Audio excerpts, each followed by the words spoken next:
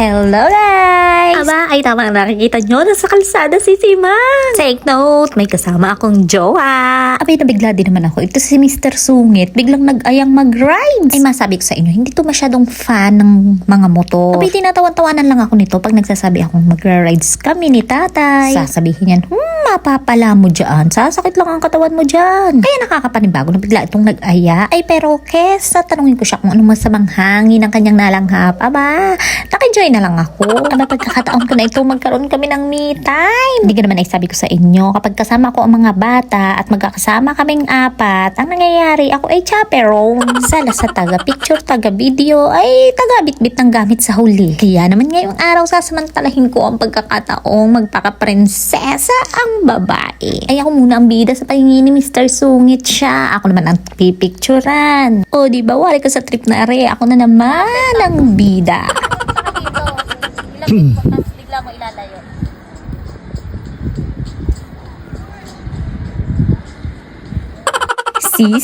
Sabi ko sa inyo, ang sarap ng buhay ko ngayon. At dahil minsan ang date nga laang ito, aba, ginawa ko na ang asal. Sabi nga, mag-feeling bagets muna tayo paminsan-minsan. At ari na may talagang minsanan lamang. Tsaka malakas ang loob namin, alam niyo ba kung bakit?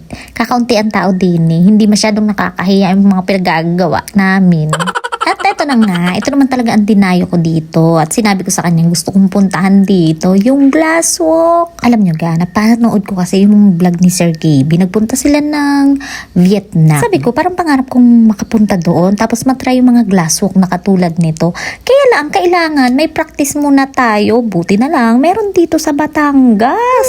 Malay mo naman, wala namang masamang mangarap. Who knows, baka isang araw, makarating tayo doon. At least, may experience na tayo dito sa Pilipinas. Actually, hindi naman talaga ako ang problema. Medyo may pagka-adventurous talaga yung isang side ko. Kaya lang itong kasama ko, ito ang magiging problema natin. Kita na nyo ba yung paakbay-akbay na iyan? Akala nyo ang sweet-sweet niya? Hoy, hindi, isang malaki yung scam. Alam nyo ga, kung na kayo magtaka kung saan nagmana yung aking panganay na pagkalaki-laking tao ay pagkaduwag-duwag at napagkalaki-laki ng fear of heights. Dahil sa bidyong ito, hindi ko na kailangang ipaliwanag kung saan siya nagmana. Ang may kaliit kong tao ay tingnan nyo naman, buong paglalakad namin din eh, hindi na mahumiwalay sa balikat ko. Kagalingan naman ang kanyang strategy. Akala may pa sweet-sweet laang at pa holding hands pa. Pero ang tunay, Diyos ko pa, nangangatog na ang tuhod na yan. Ayun nga, hindi na nakatiis. Humawak na doon sa may 100.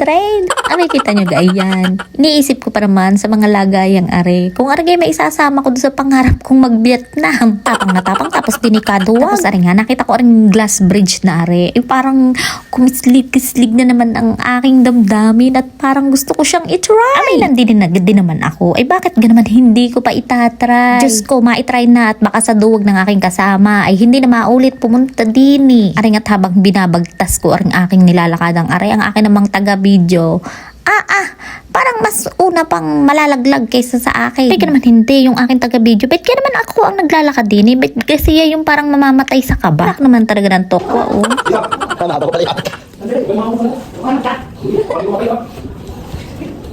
Kumapa ka na, kumapa.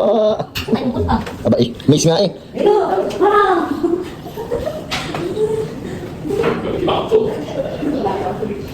Ayun na nga, pagkatapos namin doon sa glass walk, ay di na naman kami napunta.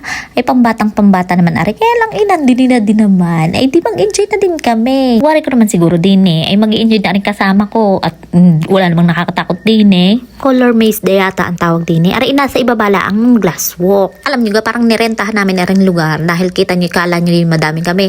Dahil walang talaga kami dyan. Ang challenge lang din eh. Dahil ari nga ay maze. Ay di kailangan matuntun mo yun ng daan nang hindi ka na uuntog, por Diyos, bago kami nakarating din, nakailang umpog yata ako. Sunod. Hi guys.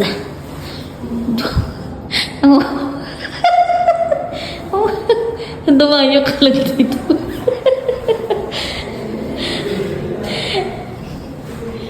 May puti.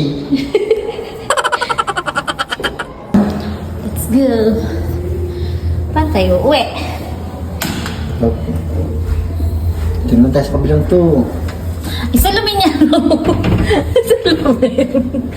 Saan? Dito. O, ikaw ang pator.